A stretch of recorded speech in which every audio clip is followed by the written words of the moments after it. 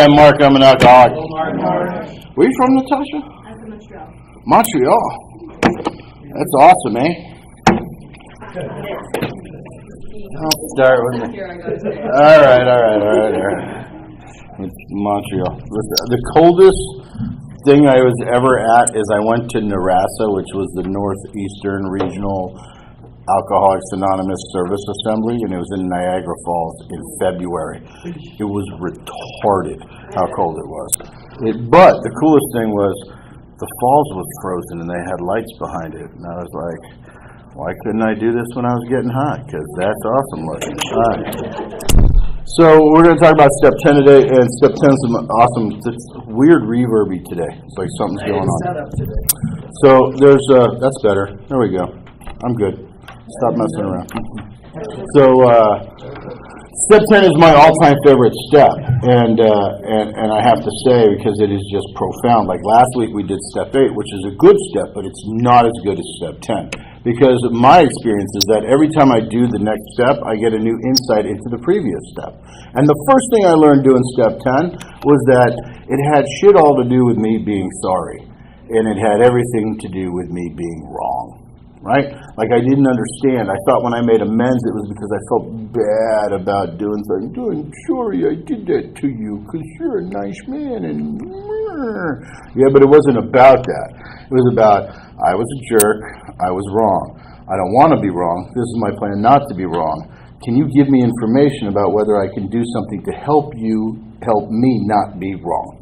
Right? And so it wasn't until I got into step 10 that I realized that it's about wrong, not sad. Not unhappy, not sorry, right? I was wrong, I admitted it. Immediately, I tried to pick it up. So we're going to talk about the step. It's really not that much written in the big book about it. It's a page, but it's chock-a-block full of incredible stuff. In fact, it has my favorite thing in the book, because it's my favorite step. Now, next week we'll do step 11, and I'll tell you about my favorite tradition, which is tradition 11. Wait, is next week going to be December already? Mm-hmm. Oh, so let me tell you about tradition 11 now, because it's still the 11th. I'll tell you why it's my all-time favorite tradition, all right? I love, don't laugh at me. I'm insecure. All right, so 11 is my favorite tradition because when I first heard it, I'm like, what the hell does that have to do with anything, right?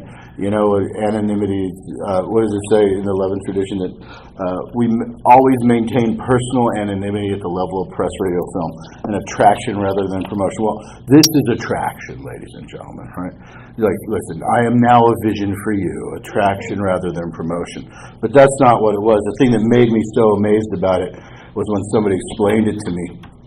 The traditions... The steps are about personal spiritual development, and the traditions are about interpersonal spiritual development. It's how we react. And it's important because 2 weeks ago when we talked about step 8, remember, we had that thing from page 80 in the 12 and 12, right? The definition of why I'm an alcoholic, right? Defective relationships with other human beings have nearly always been the immediate cause of my woes, including my alcoholism. Which means that I don't have bad relationships because I'm alcoholic. I'm inherently alcoholic because I've never been able to have a good relationship, which means that it should be all about relationships, which means that the traditions must apply to me. So how does it apply to me that I need to maintain personal anonymity at the level of press, radio, and film? Well, my lineage is from Dr. Bob. And my sponsor is actually Dr. Bob's grand sponsee. Or great-grand sponsor. It was 2 or 3 generations, whatever. And Dr. Bob himself, in regards to the 11th tradition, said the only way to violate it was to claim membership publicly in a public venue as the representative of this fellowship, to be held up as its exemplar, which is a violation because, God forbid, you fail, then people will see that as a failure of the society, and you don't want that. He said the other way to violate it is to be so anonymous that an alcoholic in trouble can't find you if he needs to, which is why in my lineage you've always been told to give my first name and my last name and my title, and if you wanted to look me up on the internet, you could probably find a way to get a hold of me. In fact, I know my phone number's out there. So, what does that have to do with press, radio, and film? It's very simple. I have to ask myself to have good relationships with other people, And I know this is convoluted, but it'll tie into step 10 because I try to do that somehow.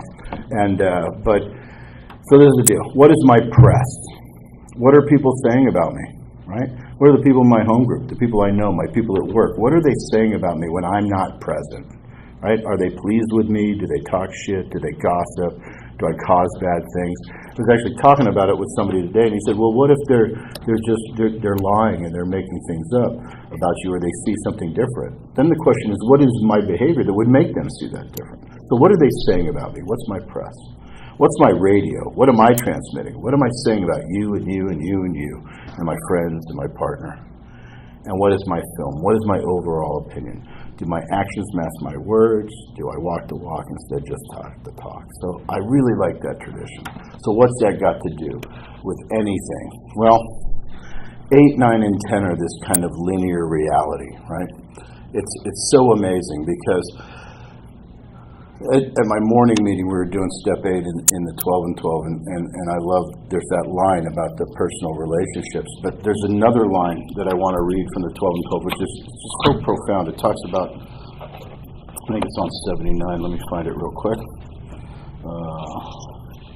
I know I'm jumping around, and we'll get to step 10, I promise. It may happen like 5 minutes before the hour, but it'll happen. Where is that line? Because this is brutal.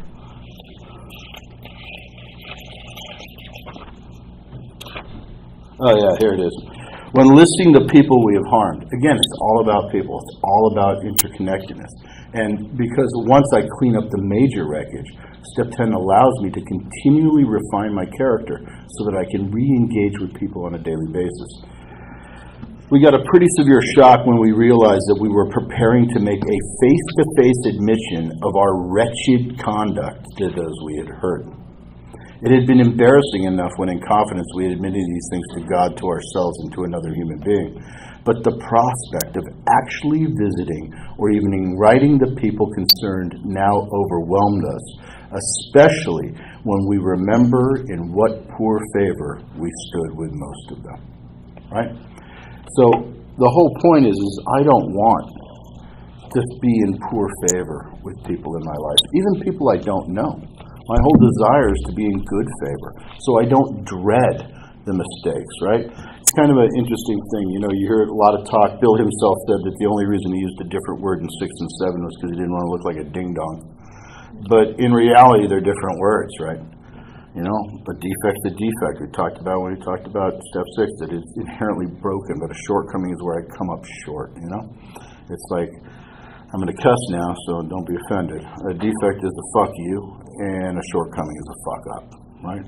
And I want to get rid of the FUs so that I can live and have interpersonal relationships, but because I'm human, I'm going to fuck up. And those I don't want to be ashamed of. I want to be able to repair them immediately. And that's inherently what the 10 steps all about. So let's look on page 84. Like I said, it's really one page, 84. And it starts off, it says, this thought, remember it's talking about step 9, that they will always materialize if we work for them. It's the end of the 9-step promises, right?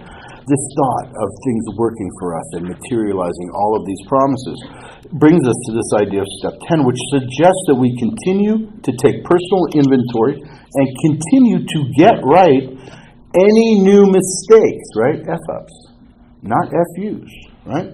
New mistakes. Now I'm making mistakes because my goal is to hit the target and I come up short, right? As we go along, we vigorously commence this way of living as we cleaned up the past. We started in the 9th step, and we have entered the world of the Spirit. I can feel human again, not less than. The entire pathology that starts at 4 when I start to deconstruct shame and ends with self-forgiveness at 9 gets me clear of all the past. Now I have to be prudent and diligent about what's going on in the moment. And that's the key. And that's why specifically they list 3 types of 10 steps that go on.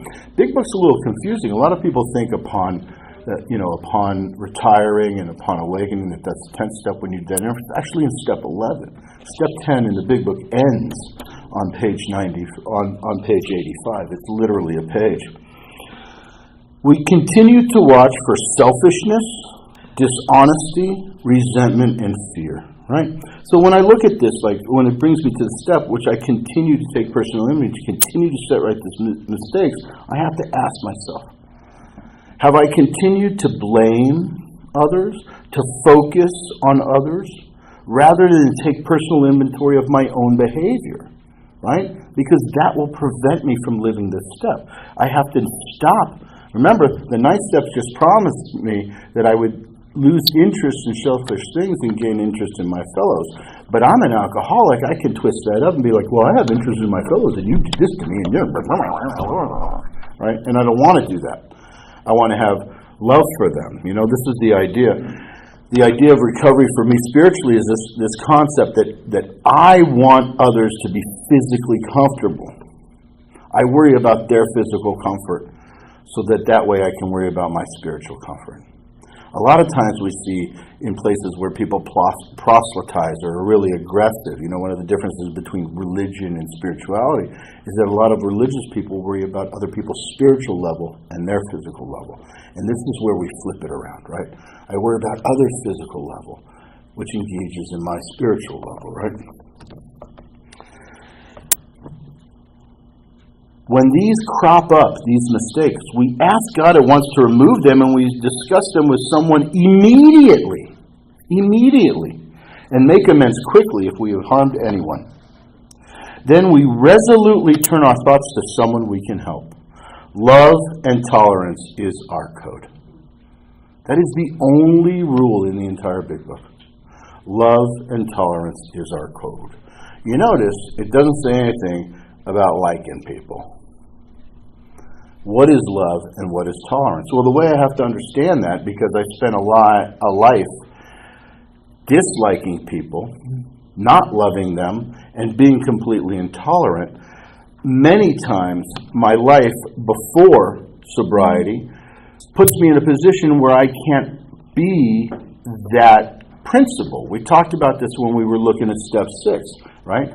I cannot practice being the man I want to be. I can only really engage in not being the man I was, because the man I want to be doesn't exist yet.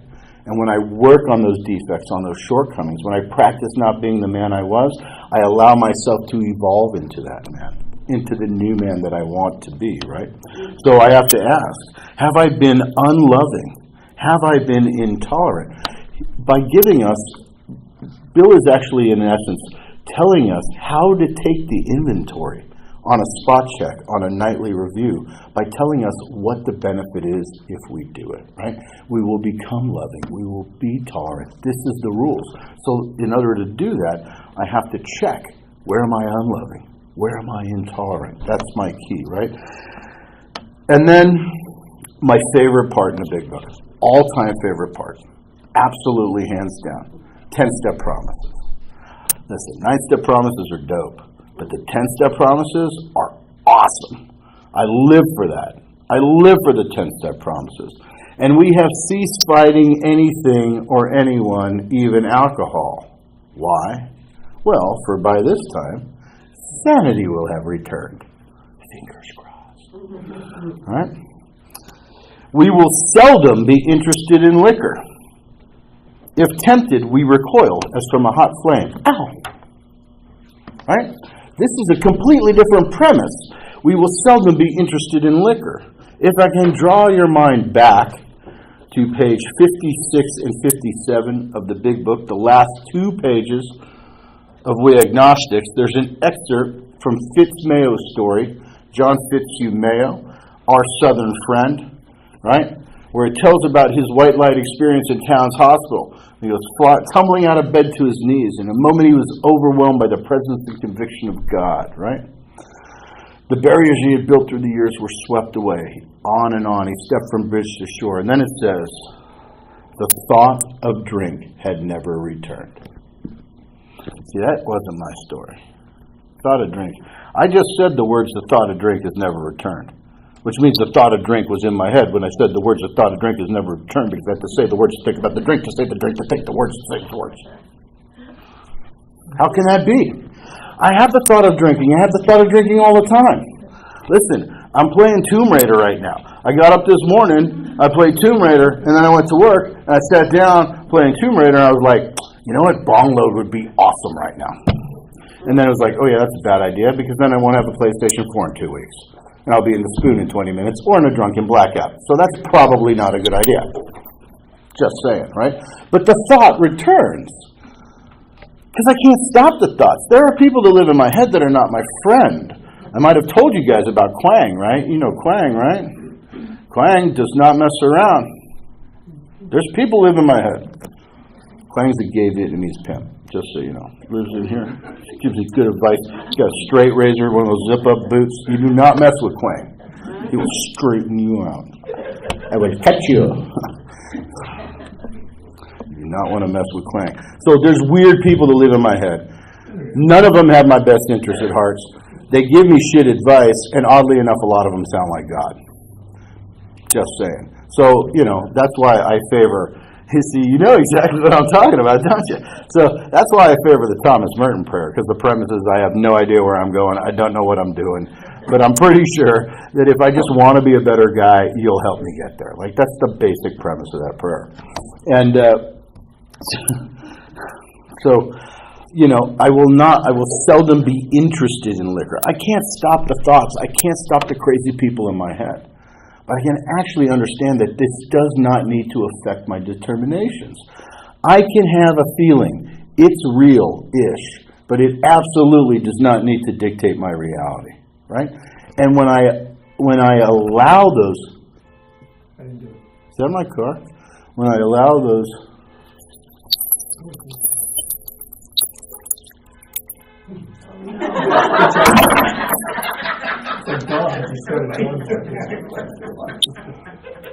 Dude, I just totally screwed that up, didn't I? That's ridiculous. Hey, it might have worked. Who knows? Who knows? Jesus is coming. That's what I know. All right. So, yeah, we will seldom be interested in liquor. I mean, that's awesome. I have the thoughts, but I have zero interest. Right? And then it goes on to say, if tempted, we recoil from a hot flame, right? We react sanely and normally. And we will find that this has happened automatically. I act sanely automatically. I don't have to think, don't listen to the crazy people in your head. Act normal so that people don't think you're crazy. I don't have to have those thoughts anymore. I had those thoughts for years when I got sober. Because it was like, don't let them know what you're thinking, because they'll run away. Now I don't have to do that. It's just sane, normal, automatic, right? We will see that our attitude towards liquor has been given to us without any thought or effort on our part. It just comes. That is the miracle of it. We are not fighting it, and neither are we avoiding temptation. This is my favorite promise. We feel as though we have been placed in a position of neutrality, safe and protected.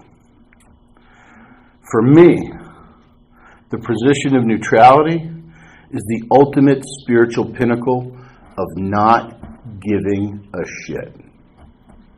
That's it. My life, until I got sober, was dictated by how I thought you thought about me. And I allowed every single decision to be made by what I thought you thought about me and what I thought you'd think about what I did when you were thinking about me, because I thought that you were thinking about me. Now, this may sound rough, but I do not give a shit what anyone thinks about me.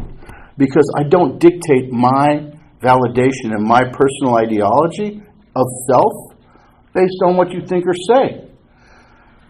I think about what I do, and not even what I do. I don't even define myself really by what I do anymore. What I really have started in the last couple of years through help and through teachings to define myself as is not what I was. It's not what I am. It's not what I do. It's what I have overcome. What I overcome is the thing that defines me. My transcendence is my definition now, right? Because that's always good. And when I maintain that, it tries to help me have gratitude even for negative things in my life, which is a new thing in the last few years for me. I'm really working on it. It sucks sometimes. I want to punch people in the throat, like most people. I don't know. I always like the throat. It's a good zone. Right? We've placed in a position of neutrality, safe and protected. We have not even sworn off. You ready? Instead, the problem has been removed. It does not exist for us. My alcoholic problem has been removed. No. My problem of hopelessness, my problem of incomprehensible demoralization, my problem of alcoholism has been removed. I would direct your attention to the cover page of the big book of Alcoholics Anonymous. This one. It says Alcoholics Anonymous.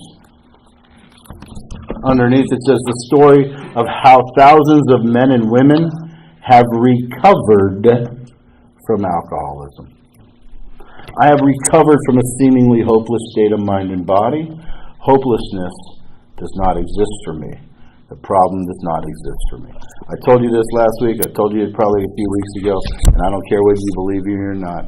I have no problems. There's a lot of issues in my life. My wife is ill. I have financial problems. I moved down here 3 years ago, sight unseen, to help with that. There's things that come up, stressors, distressors, but I have no problems. I seek the solace of my sponsor, of my sponsees, of my peer group, of my sober support, and I ask them, what is the solution in your mind for this problem? What is the solution in your mind? And I find out what the solution is, and I try to engage in the solution. If there is no solution, that shit is not my business. It becomes God's problem immediately. And I learned this. My sponsor was a bit of a dick, and my first sponsor, but I'm so glad that he was, because he made me do random shit that paid off down the line. Every morning he made me stand in my dirty laundry hamper in my basket buck naked. It was really weird, but he made me do it, and he made me stand in the laundry basket buck naked, look down and say, everything in this basket is your business, and everything outside of this basket is none of your business. And I had to say that 20 times out loud, and he was right, because what's my business? My dirty laundry and the shit I got to clean up, and me. Everything else, not really my business. And that's really kind of how it's gone for me. So we start this 10th step. He goes on, finishes with that. He says, we feel as though we've been placed in this position of neutrality. We haven't sworn off. The problem's been removed. It doesn't exist. We are neither cocky nor are we afraid, and that is our experience, and that is how we react as long as we keep in fit spiritual condition. And he says it's easy to let up on the program of action and rest on our laurels, right? I love that expression. You know where that comes from? No? Show of hands. Who knows where rest on your laurels comes from? Caesar, correct. You told us last week. Oh, well, then I'll move on. It comes from listen, you wear bark on your head, it disappears. All right, what are you going to do? It's a subtle foe. We are not cured of our alcoholism. What do we have? A daily reprieve contingent upon the maintenance of our spiritual condition. That's it. Right? What we really have is a daily reprieve contingent on the maintenance of our spiritual condition. Every day is a day when we carry the vision of God's will into all of our activities. How can I best serve thee? Thy will, not mine, be done. These are the thoughts which must go with us constantly. We can exercise our willpower along these lines all we want, for this is the correct use of will. It never dawned on me that if I just stole a good idea, it became mine. If you told me to do something and I chose to do it because it was smart, I wasn't subjugating my will. I was integrating my will with the idea because I chose to do it. The minute I choose to say yes to something, it becomes mine. End of story. And that's how instead of conflict of will, I'm in integration of will. So what do I do with my guys every night? Now, my sponsor's old as hell. Like, he's dirt, right? So he goes to sleep at like 8:30 because he's 1,000. And he's still up in Pennsylvania, so I can't call him because he likes to go golfing in the morning. I don't know, whatever his problem is. He's a weirdo. And so I don't call him. I can't do a 10-step with him because he's like asleep at like 8:30. And I work till 9 and I get home and like it's ridiculous. So I have 3 guys that I sponsor. One just had 13 years 3 days ago, so he's the bar mitzvah boy. The other one's 2, and the other one is like 6. And we do a 3-way call. But we have a little thing that we do. So this is how we do it, because we will get into the 12 and 12, and the 12 and 12 spends a lot of time talking about how we are not supposed to go on a path of morbid reflection, right? AA does not demand that any of you put on a black cami and black lipstick and go cry on the back stairs like a goth chick that Marilyn Manson is in. Woe is me. Like, you know what? That's not required. Morbid reflection, morosity, none of that is required, right? Accurate self-appraisal of both assets and foibles. That's what's required, right? So what do? We do this one, this is how we lay it out. We say, list 3 things that I wished I'd done better. Then I discuss it, and what will I do differently next time? Because remember, 10 and 11 are blended in the big book. They're separate in the 12 and 12. He focuses on prayer and meditation in the 12 and 12. But in the big book, 10 and 11 is still about inventory, right? 11 is about inventory. So they tend to get blended. So what I want to do is I want to take my review for the night, and I want to put it into my projection of meditation in the morning. My goal, what would I do differently next time? And those are the 3 things that I've done poorly, or I believe I've done poorly. Then I list 6 things that I think I did well. So I double the amount of assets than of shortcomings. And I do that because I don't want to be morose. I don't want to sit in self-flagellation and beat myself up for no reason, right? And then I ask simple questions. After I look at this, do I owe an amends? Why do I owe it? Have I made it? Why have I not made it? And what is keeping me from it? Is it fear, pride, ego, or jealousy? Right? Because this type of reward is this type of inventory is the thing that allows me to start to move into the reward, which are those 10-step promises. Right? Remember that the promises are much like the principles. They are the opposite of my negativity. And because I am learning continuously to live in positivity, the positivity that's not revealed yet, my focus has to be on not being negative. It's so weird because he would always ask me, Tony would ask me this question. He goes, are you running away from your last drink, or are you running towards your recovery? That was the big question, right? Because a lot of the impetus is pushed and set on like moving forward in recovery, moving forward in spiritual growth, moving forward in spiritual development, moving forward in these things. But it's so weird because I can't really move forward. What I have to do is not be backwards. Like, that's really my pathology over and over again. So what becomes the opposite of those things are these promises, the promises of the 10 steps. So let's move into the 12 and 12, because the 12 and 12 is awesome on this, all right? And this is where it gets, like, for real, all right? So, again, wrong, not sorry, very tough. Continue to take personal inventory on when we were wrong. We promptly admitted it. As we work the first 9 steps, we prepare ourselves for the adventure of a new life. But when we approach step 10, we commence to put our AA way of living into practical use day by day in fair weather or foul. Then comes the acid test.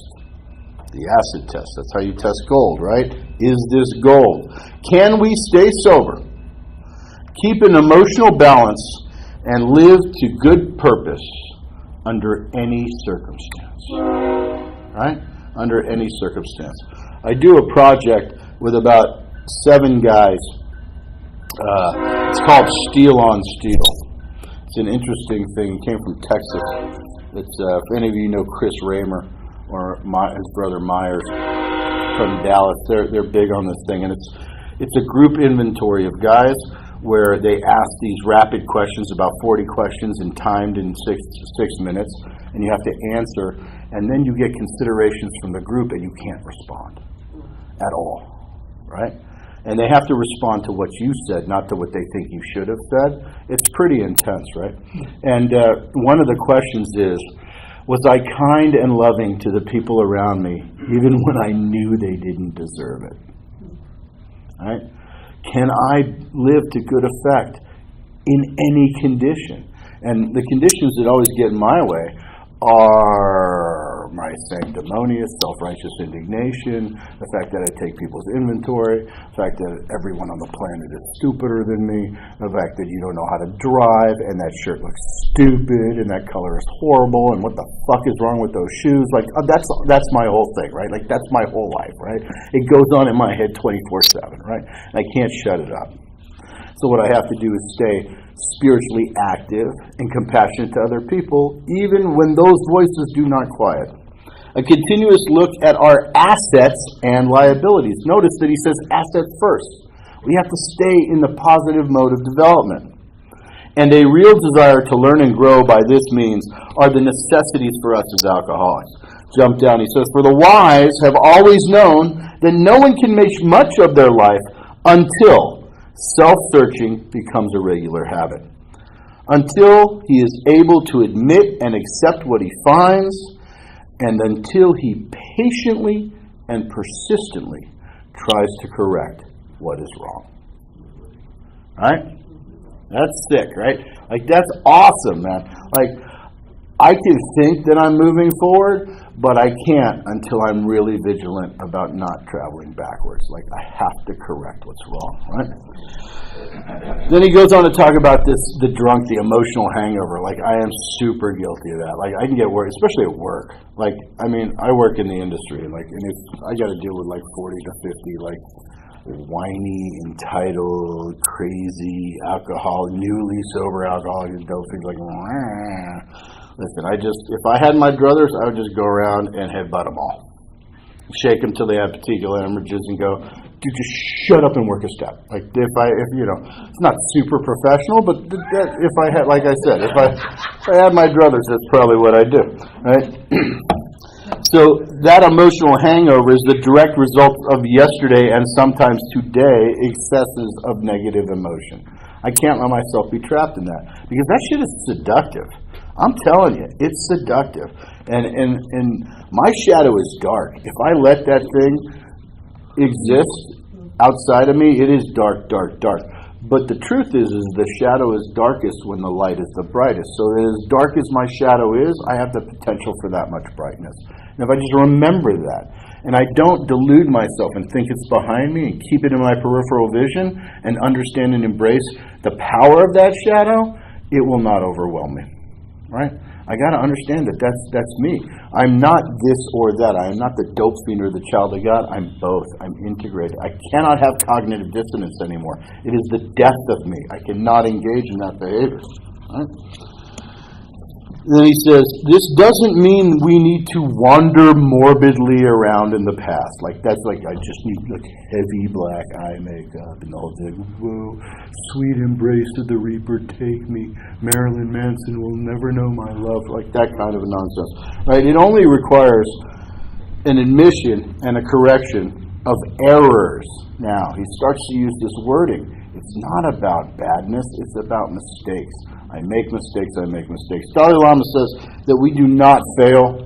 We just learn ways not to succeed. And the more that we compound those things, the further we go along in the process of elimination. I know, I'm like bored I'm boring this week, huh? It's not my best week, is it? It's not my best week. So let's move on. Although, because I'm horrible. So now he talks about the 3 types of inventories. It is. It's Shadow Friday. Dark Shadows. Ooh, I remember Dark Shadows. That was weird. Very weird. Yeah. Barnabas Collins. Did you just wave your hand because you look like Barnabas Collins? That's super creepy, just so you know. All right, so now he talks about this. Although all inventories are alike in principle, the time factor does distinguish one from another. So what is the first one? Inventory number 1, spot check, right? When I mess something up, I fix it immediately. And this is hugely important because remember, we can't be that person. We can only not be this person, and that propels us forward. So what do? Let's say that I have this huge tendency to, lie about freaking everything. Like, when I was getting loaded, it was all the big shit. Like, now it's just, hey, did you watch that football game? Oh, yeah, dude, it was awesome. It was totally fourth quarter. It's like, I didn't watch the football game. I'm just so desperate for you to speak to me for 3 more seconds because I'm pathetic. I lied to you about it so we can continue to have a conversation. So what do I got to do? I have to correct that. I have to look at you and go, dude, I just lied to you. I don't even know why. I'm sorry. My bad. Like an idiot, right? And I do that over and over again. So what happens? I lie and I fix it. I lie and I fix it. I lie and I fix it. I lie and I fix it. I lie and I fix it. I lie and I fix it. I lie and I fix it. Because I don't really know how to be honest yet. I just know how to correct the lies. And what happens eventually through that practice? The fix jumps in front of the lie. Right? Without my knowledge. That's a 10-step promise. It happens automatically, through little effort on my part. And all of a sudden I've become principled. I am now an honest man. And I don't have to consider fixing it all the time, because now that becomes my pathology, the new response. There's this guy, I'm going to use an outside text. It's called Hilchot Tshuva. It's the laws of repentance from a guy named Rabbi Moses ben Maimon, the 13th century scholar. It's amazing. He talks about making amends almost exactly the way it does in the 9th step, but he adds one extra thing. So we know in the 9th step we should feel bad, right? We should have guilt for it, not shame, but guilt for what we did. We need to make a mea culpa, an apology, right? We need to have a plan to not repeat. We need to write that plan. We need to elicit the help of the person that we harmed, and we need to ask them if there's anything else we can do. Those are the exact same stages that this guy Rambam does. He says, however, the amends is not complete until the same circumstance happens and you have a completely different response. That is when the amends has changed, right? When the paradigm has shifted, right? And that's the thing. I keep fixing the lines until all of a sudden it jumps in front, and now I am an honest man. It's interesting because if you look in step 12, it says practice these principles, but it doesn't list them anywhere. Nowhere. Because they're individual. They're the opposite of my shortcomings. All right? The second one is the day's end. Right? The one we take at day's end. When we review the happenings in the hours of the just past. Here we cast up a balance sheet, crediting ourselves with things well done, and chalking up the debits where due. And then there's occasions when alone or in the company of our sponsor or spiritual advisor that we make a careful review of our progress since the last time. Many AAs go into for a semi-annual house cleaning, right? Like that's the beauty. So it's like a re-fourth, right? I'm going to buckle down and really go through it and see if there's anything that I missed, the hidden things under the rock, right? That's what I look for. Must AAs spend most of their waking hours drearily rehashing the sins of commission or omission? Well, hardly. The emphasis on inventory is heavy only because many of us have never really acquired the habit of accurate self-appraisal. I was the most delusional human being I've ever met in my life. And I didn't know that until I got sober and recognized the delusion. Specifically, the major of my delusions really came in the unpacking of my third column of my fourth step, right? All right? The fear. Thank you. The fear that drives the delusion, that creates the attitude that manifests in the behaviors. The behaviors are overcompensations, they fail, and the fear that was only theoretical now becomes true. That was the biggest delusion. I made myself miserable by some bizarre extension of fear, right? False evidence appearing real. All right? And then he goes on, it's amazing. So he talks about the spiritual axiom, right? Which is on page 90, right?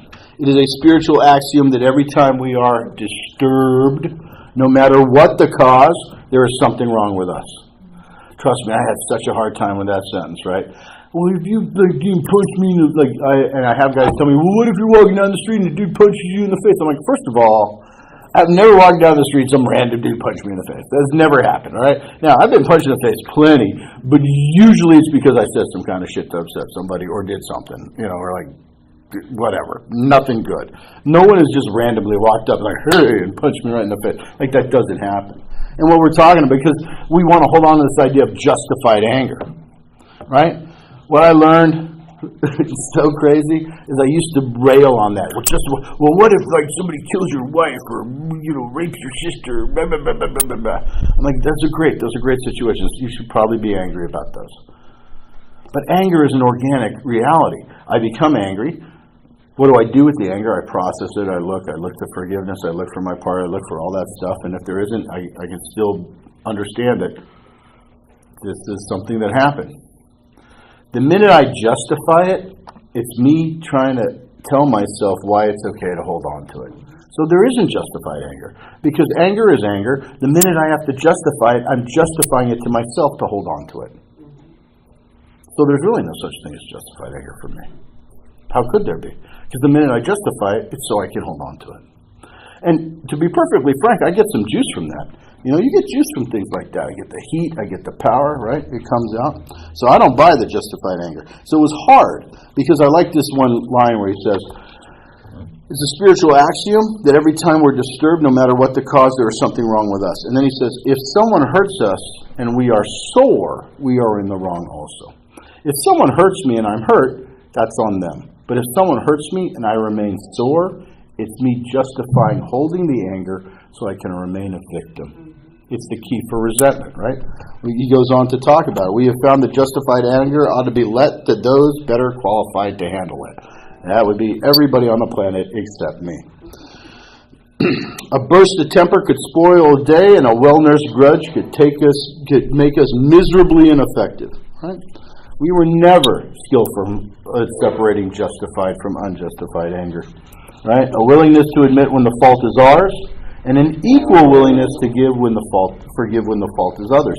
This is how we start to develop relationships with humans to become part of the human. Restraint of pen and tongue on page 91, a big one. Who here has the problem with that? Me, right? Right? And then he goes on 93, and this is really when we start to see it. And he says, do 92. He says, all people, including ourselves, are to some extent emotionally ill. That means I take my anger and I see it. It gets transformed. When I see people as ill, I can't be mad at them. Right? I can't be mad at them. Listen, one of my sponsees came over yesterday. There was a sweet potato pie. There was like this much left. I wanted to eat it. He's diabetic. And I was outside. I was smoking a cigar. Came in and the pie was gone. I'm like, where's the pie, dude? He's like, I don't know. He's like, I don't know. I'm like, dude, you just ate my pie. He's like, no, I didn't. I'm like, don't lie to me, okay? I'm like, you're diabetic, dude. You gotta be careful. He's like, okay, I ate your pie. I'm like, okay. So I could be mad at him because, listen, every diabetic I know is kind of like an alcoholic. Like, you see him hold up in the corner in the closet, like shoving Twinkies in there. Like, it's a thing, right? It's the same kind of thing. That would be like me getting mad at an alcoholic for drinking. I can't do that. Like, that's what we do. This shit surprises me when they stay sober. That's when I get surprised. Right? I can't be mad at him. He's sick. He's got diabetes. I know what that's like. That's like Cookie Jones, man. You can't beat that. I can't get mad at him. I can't get mad at him for that. And because it's a direct result of his disease. And if it's a direct result of his disease, my anger I initially frustrated, that little peak of anger, but then I'm like, you know what, dude? I feel, God, I'm so glad I'm not diabetic, because that would suck, dude. Like, that's horrible. I'm like so glad. I'm so sorry that you have to go through that, because my anger gets turned into empathy immediately, and that's the beauty. And that's when I really start to become a human being. And then let me just close with this. Courtesy, kindness, justice, and love. This is the theology of AA, right? It says it right there, right? We have to be courteous, kind, right? On page 93, courteous, kindness, justice, and love are the keynotes by which we come into harmony with practically anyone. Right? That's the theology of AA. AA is a religious organization. It's just not dogmatic. Its religion is secular humanism. That's it. Right? Those principles, right? Kindness, love, compassion, tolerance. All the shit we always wanted, we can now have because we can give it. Remember, 164, we cannot transmit what we haven't got. What do I got? Now I have the capacity to receive with grace, which means I don't take markers anymore, which means I don't have to give them when I give. And then probably the most important thing in this entire book, hands down. Unbelievable. This describes me to a T on the bottom of page 94, and it's all about the spiritual development in AA, right? Dr. Bob said, AA is no success story in the ordinary sense of the word. It's a story of suffering transmuted under grace into spiritual progress. I think it's page 32, and as Bill sees it. Huh? 25? 35. No, I knew it was in the 30s. What do you got it written down? All right. So this is what he talks about. He says, we constructively criticize someone who needed it when our real motive was to win a useless argument, or when the person concerned was not present, we thought we were helping others to understand them, when in actuality our true motive was to feel superior by pulling them down. All right? We sometimes hurt those we love because they needed to be taught a lesson. Yeah. When we really just wanted to punish because we're mean, right? We were depressed and complained when we felt bad, when in actuality we're just looking for sympathy and attention because we're whiny bitches. Well, I am, right? This odd trait of mind and emotion, this perverse wish to hide a bad motive underneath a good one, permeates human affairs from top to bottom. This subtle and elusive type of self-righteousness can infect even the smallest act or deed. Learning daily to spot, admit, and correct these flaws is the essence of character building and good living. That's what I love, right? An honest regret for harms done, a genuine gratitude for blessings received, and a willingness to try for better things tomorrow will be the permanent assets that we all seek through this step. Thanks for letting me share.